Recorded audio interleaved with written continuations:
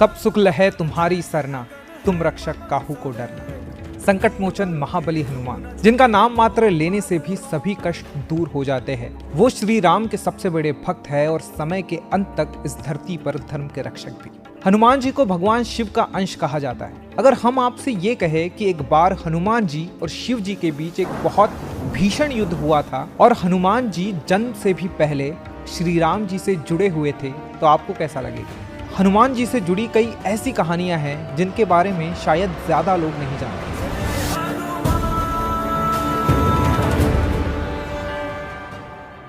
हनुमान जी वानरराज केसरी और देवी अंजना के पुत्र थे, ये बात कौन नहीं जानता। पर क्या आप जानते हैं कि देवी अंजना पहले एक अप्सरा थी जिनका नाम था पुंजिकस्थला। लेकिन एक बार ऋषि दुर्वासा जब इंद्रदेव की सभा में उनसे कुछ बात कर रहे थे तो पुंजिकस्थला कई बार उनके सामने से गुजरी, जिससे उनका ध्यान भटक रहा था। दुर्वासा ऋषि ने क्रोध में आकर पुंजिकस्थला को श्राप दे दिया कि उनका जन्म धरती पर होगा और वो भी वानर रूप में। इसके बाद ही पुंजिकस्थला का जन्म देवी अंजना के रूप में हुआ और वानर राज केसरी से उनका विवाह हुआ। धरती पर उन्होंने कड़ी तपस्या की और वायुदेव के आशीर्वाद से हनुमान जी को जन्म दिया। हनुमान जी के जन्म से जुड़ी एक और ऐसी कहानी है जिसे ज्यादा लोग नहीं जानते। हनुमान जी अपने जन्म से भी पहले श्री राम से जुड़े हुए थे। आनंद रामायण के सार कांड के अनुसार जब राजा दशरथ ने पुत्र की प्राप्ति के लिए यज्ञ किया था, तब अग्निदेव ने प्रकट होकर उन्हें प्रसाद में खीर दी थी। इस खीर को तीनों रानियों में बांट दिया गया था, लेकिन माता कैकेयी को जो खीर का हिस्सा मिला था उसे एक चील छीन कर ले गई थी। जब वो चील अंजनी पर्वत के ऊपर से जा रही थी तो उससे वो खीर गिर गई और देवी अंजना को मिल गई। उन्होंने उस खीर को खा लिया और उसके बाद हनुमान जी का जन्म हुआ। जहां एक तरफ आशीर्वाद में मिली खीर से श्री राम, लक्ष्मण, भरत और शत्रुघ्न का जन्म हुआ, वहीं दूसरी तरफ महाबलशाली हनुमान जी इस धरती पर आए। हनुमान जी के अनेकों नाम हैं, पर बचपन से लेकर आज तक हमने जितनी भी कहानियां सुनी और देखी, हर जगह बजरंगबली को हनुमान जी कहा जाता है। लेकिन ये नाम उन्हें जन्म से नहीं मिला था। हनु यानी ठुड्डी या जबड़ा। वाल्मीकि रामायण के किष्किंधा कांड के अनुसार बचपन में जब हनुमान जी ने धरती से सूरज को देखा तो उन्हें लगा कि वो एक पका हुआ फल है। उन्हें उस फल को खाने का मन करने लगा और उन्होंने सूरज को खाने के लिए उसकी दिशा में उड़ान भर दी। जब इंद्रदेव ने हनुमान जी को स्वर्ग की ओर बढ़ते देखा तो वो बहुत क्रोधित हो गए। जब हनुमान जी ने अपनी जिद नहीं छोड़ी तो इंद्रदेव ने उन पर अपने वज्र से प्रहार कर दिया। उसका असर इतना तेज था कि हनुमान जी बेहोश हो गए और धरती की ओर गिरने लगे।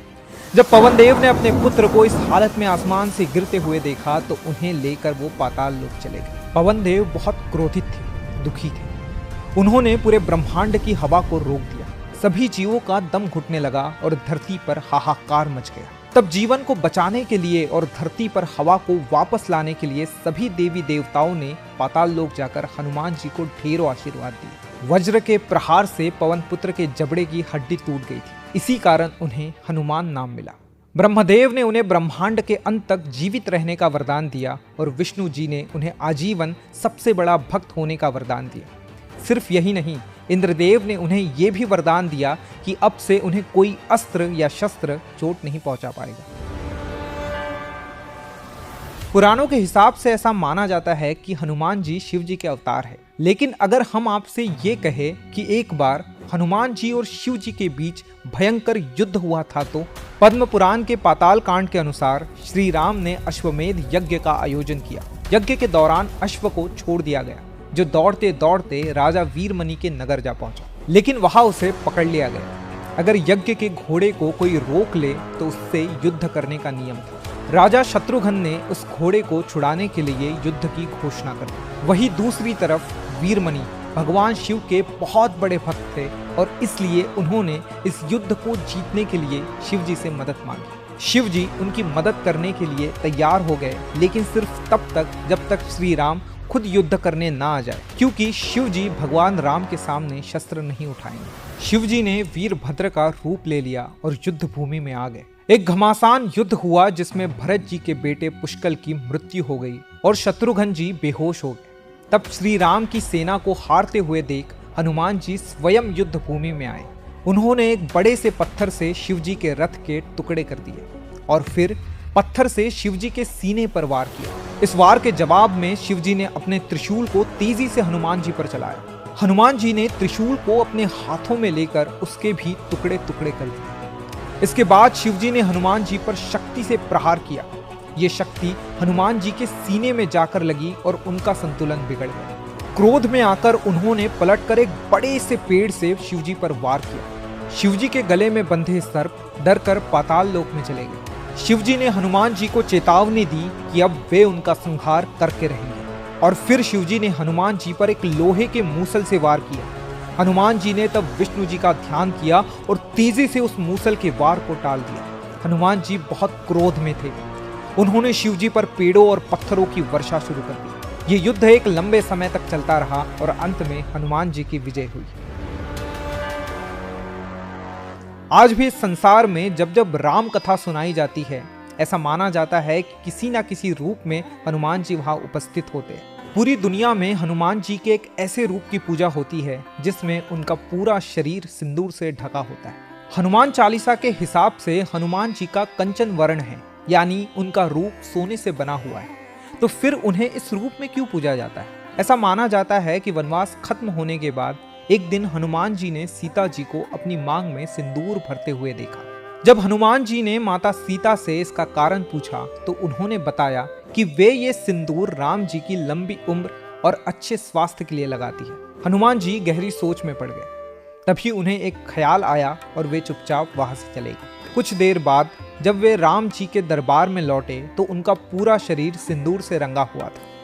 ये देखकर श्री राम हैरान हो गए। जब उन्होंने हनुमान जी से इस बात का कारण पूछा तो उन्होंने अपना सर झुकाकर प्रभु से कहा, जब माता सीता के एक चुटकी सिंदूर लगाने से श्री राम की उम्र लंबी हो सकती है तो पूरे शरीर पर सिंदूर लगा लेने से श्री राम को कितना लाभ होगा। हनुमान जी की ऐसी भक्ति देखकर श्री राम का मन प्रसन्न हो गया। उन्होंने हनुमान जी को वरदान दिया कि जो लोग उनके सिंदूर वाले रूप की पूजा करेंगे उस पर श्री राम जी का आशीर्वाद हमेशा बना रहेगा।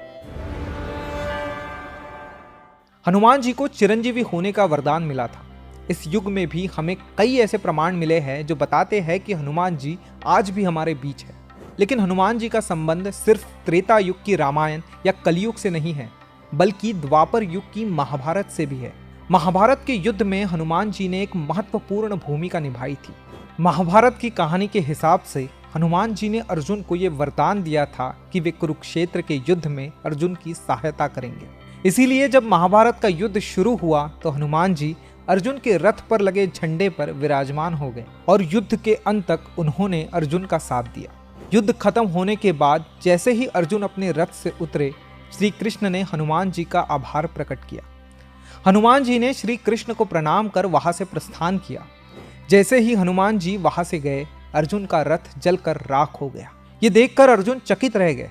तब श्री कृष्ण ने उन्हें समझाया कि पूरे युद्ध में हनुमान जी उनकी और उनके रथ की रक्षा कर रहे थे, जिसके बिना पांडवों का इस युद्ध में जीतना संभव नहीं था। आज हमारे बीच रामायण के कई वर्जन एग्जिस्ट करते हैं।